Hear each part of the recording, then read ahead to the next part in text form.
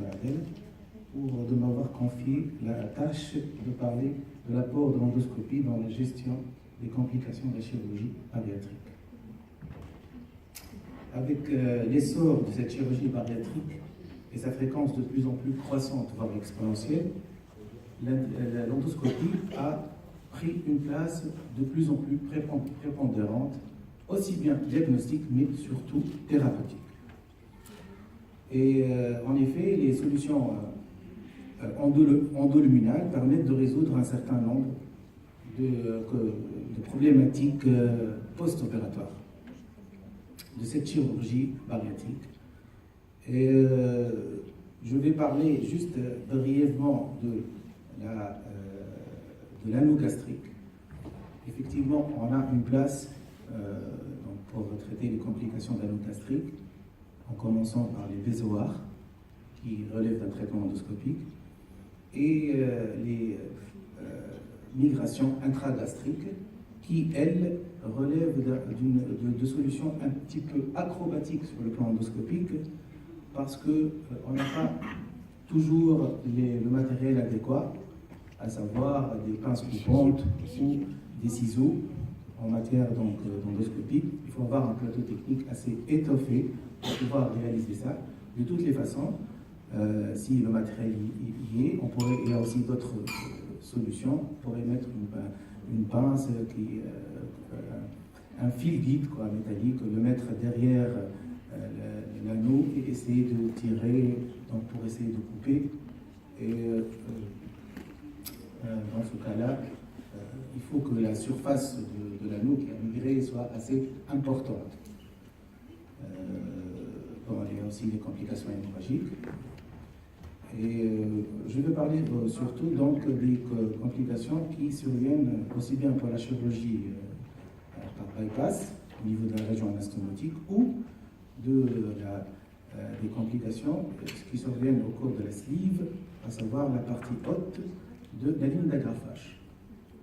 Je parlerai au début donc de l'hémorragie, qui en général elle est précoce et survient dans les 48 heures, et elle relève pratiquement de techniques d'hémostase endoscopique, et ces techniques-là en général marchent bien, donc il suffit d'avoir le plateau technique et les mains adéquates. Dans ce cas-là, on fera donc ça marche pratiquement dans 80% des cas, et on utilisera soit une injection, donc soit parfois associée d'injection de sérum adrénaliné avec une électrocoagulation donc du site hémorragique. Et on peut aussi réaliser des poses de clips qui, pour certaines équipes, sont préférées par rapport à l'électrocoagulation parce qu'il n'y a pas de diffusion donc, de champ électrique. Dans les cas qui sont peut-être où la solution endoscopique ne peut pas être réalisée, il y a ce qu'on appelle la poudre hémostatique, je ne sais pas si vous avez parlé, qui coûte énormément cher, c'est l'hémospray, mais qui peut résoudre un certain nombre de situations. La deuxième complication, c'est les ulcères marginaux.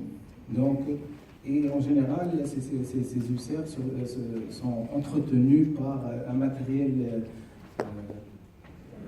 chirurgical, à savoir des agrafes ou des fils non résorbables. Et l'endoscopie pourrait avoir une place, et ceci en utilisant donc, des ciseaux ou couper, donc pour enlever ce matériel-là, ou en utilisant aussi le plasma argan. Le troisième type de complication, c'est les sténoses. Et là, ça dépend si on a donc affaire à une sténose post-sleeve ou post-bypass. En général, les sténoses post-bypass surviennent assez précocement et relèvent de techniques de dilatation endoscopique en utilisant des ballons hydrauliques, c'est-à-dire gonflés à l'eau, ou des dilatations pneumatiques. En général, on utilise des ballons fluoroscope, TTS, et il faut que le diamètre soit donc, moins de 2 cm, disons à 15 mm. L'idéal c'est de 15 mm pour essayer de ne pas avoir des complications donc, de perforation. Et en ce qui concerne les sténoses bypass, en général ça marche bien, donc aux alentours de 80%. Et on peut avoir donc recours à une ou deux voire même 3 séances si l'état du malade, donc, ou si le malade nécessite. Et après, donc, en matière de sleeve, les sténoses post-sleeve, là, les résultats ne sont pas bons, ils sont moindres, donc de dilatation hydraulique et par ballon à eau. Et dans ce cas-là, on utilise plutôt des dilatations pneumatiques. Et les résultats, donc les chiffres ne sont pas aussi bons, mais avec l'utilisation de dilatateurs pneumatiques qu'on utilise pour la chalasie, avec des diamètres encore plus importants pour la sleeve, voire même 30 mm, on arrive à récupérer un certain nombre de malades. Et en cas d'échec, donc, ou de récidive, on mettra une prothèse donc, de calibrage qui peut être une prothèse métallique ou couverte ou une prothèse plastique.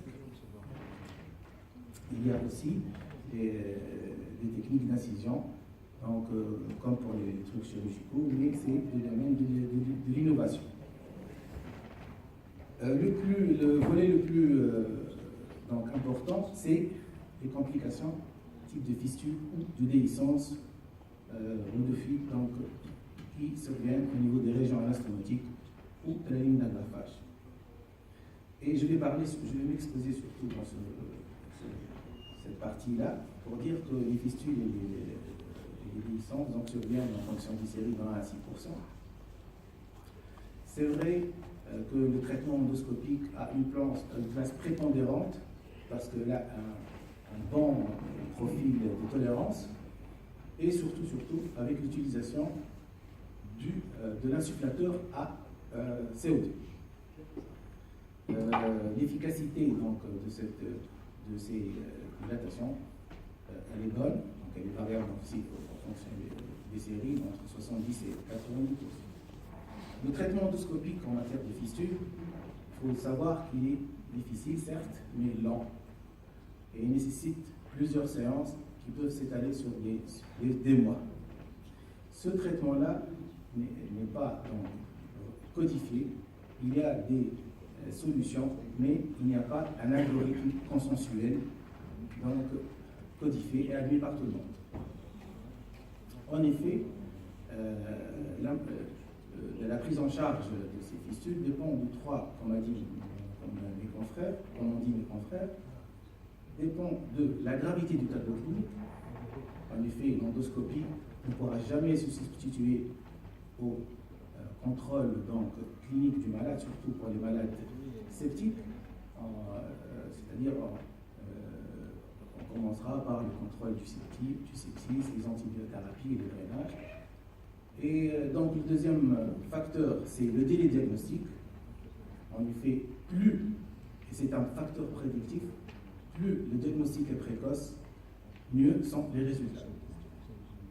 La taille aussi de l'orifice, comme a dit Dr. Jabez et Spotre, elle est aussi un facteur conditionnant du résultat endoscopique. Et le chiffre de 1 cm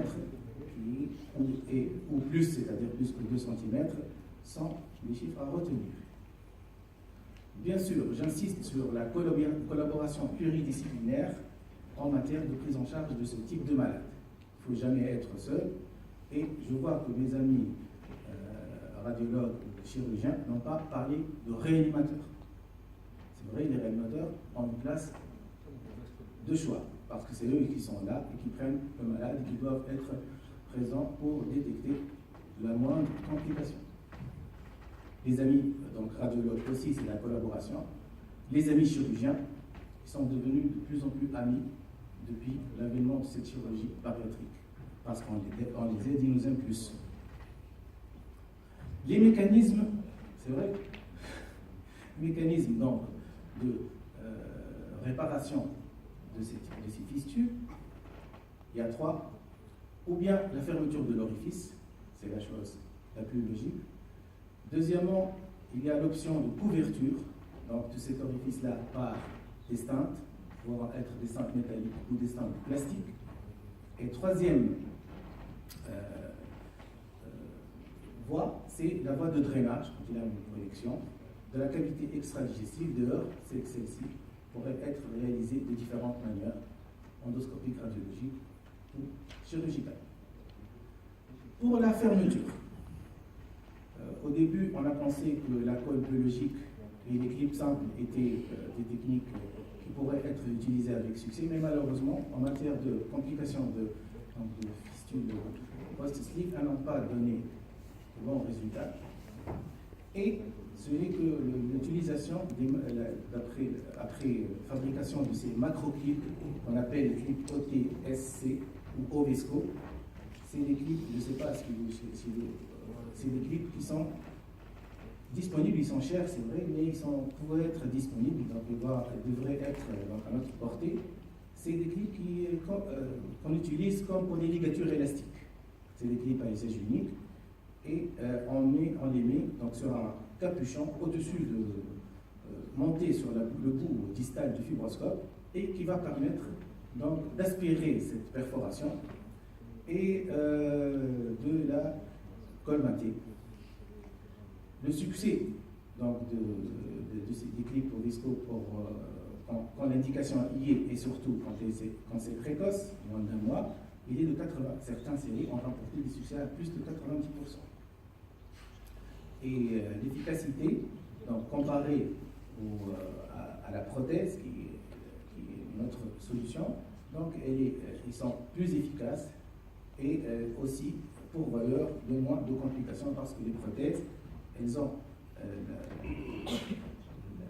la complication de migration qui rend leur utilisation un petit peu moins efficace. Et comme la troisième solution, c'est des sutures endoscopiques. Malheureusement, j'en ai vu, mais c'est une technique innovante et de futur, et ça relève de la chirurgie endoscopique. C'est des endoscopistes qui font pratiquement mi-chirurgien, mi-endoscopiste, et qui utilisent un matériel assez lourd, et ça va permettre donc de suturer cette fistule, et c'est comme pour le traitement du reflux. Je vous montre l'exemple de l'utilisation de ce clip Ovesco. C'est un clip qui est assimilé à une trappe d'ours. Et voilà donc l'orifice avec du pus qui sort, et à droite en haut c'est la fuite sur le cliché de pacification, et en bas donc c'est le clip avec une étanchéité trouvée par voie radiologique. Maintenant, les couvertures, on utilise donc des stents qui pourraient être plastiques ou métalliques, et au début on a utilisé les stents polypes, qui sont disponibles sur le marché. Et ces stents-là,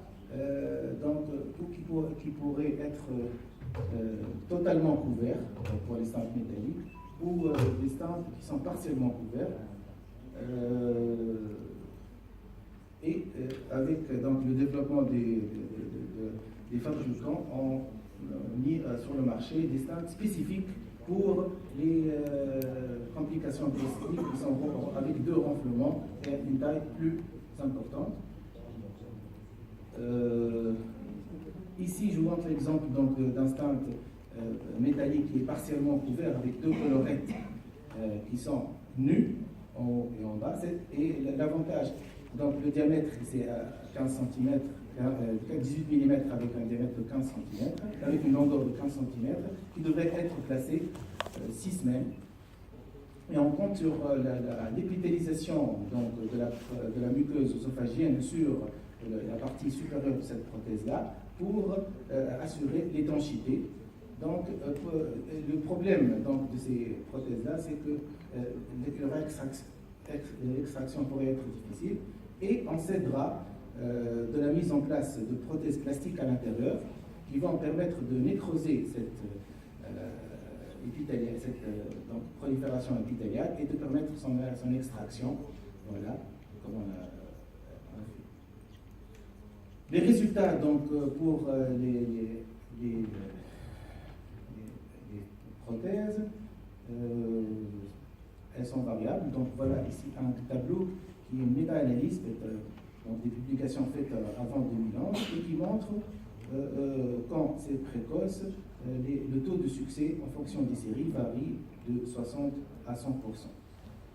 Par contre, il est moindre pour les fistules qui sont prises en charge plusieurs mois, donc après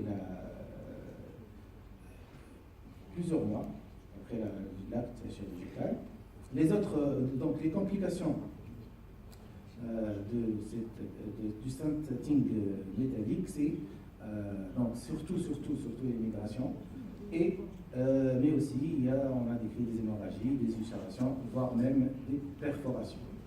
Maintenant, il y a certaines équipes qui utilisent des prothèses totalement couvertes qui certes migrent peut-être plus, mais elles sont facilement extractables. Et pour éviter cet aléa de migration, on peut aussi les agrafer par des clips dans ce sens-là. La troisième solution, qui est une solution philosophique, puisque ça a été extrapolé sur le traitement des collections pancréatiques, on s'est dit pourquoi pas ne pas mettre un drainage interne. Et effectivement, ce drainage-là permettrait de vider, donc de drainer la collection à l'intérieur du tube digestif et un assèchement progressif. Et cette solution-là a montré son efficacité. Donc, et c'est devenu pratiquement la solution de référence. Elle est certes moins coûteuse. Il faudrait donc attendre 2 mois, voire plus, pour avoir un bon résultat. Et ou bien la prothèse double queue de cochon va être éliminée toute seule, ou bien on fera une séance ou 2 autres séances pour essayer de la remplacer ou d'en mettre une autre, ou bien ensuite finalement de l'enlever. C'est une fois extraite si les conditions le permettent. Sur le plan, la troisième solution, c'est la septotomie, qui est une solution innovatrice. Donc, elle a été réalisée avec succès, pas pour la chirurgie bariatrique, mais pour les complications de la chirurgie œsophagienne. Et le principe, c'est de rompre la cloison qui se situe entre cette collection et la paroi digestive, et les gens qui la rapportent ont montré donc d'excellents résultats et précoces. Je vous montre ici le cas d'une patiente, donc le docteur Bellah va vous en parler, et c'est une fistule donc précoce survenue donc sur la ligne haute de sleeve, la partie haute de la ligne d'agrafage sleeve, et on a mis donc après le drainage radiologique, on a mis là une prothèse queue de cochon. Là, c'est l'étape avant la mise de la deuxième prothèse. Et ici, on voit les 2 prothèses au niveau radiologique. On peut aussi mettre, à certaines équipes qui mettent des draps nasaux, bon, kystiques entre guillemets, mais au lieu que ce soit une prothèse qui est à l'intérieur du tube digestif, il y a l'équivalent d'un drap nasobiliaire, mais qui sort par le nez et qui permet de laver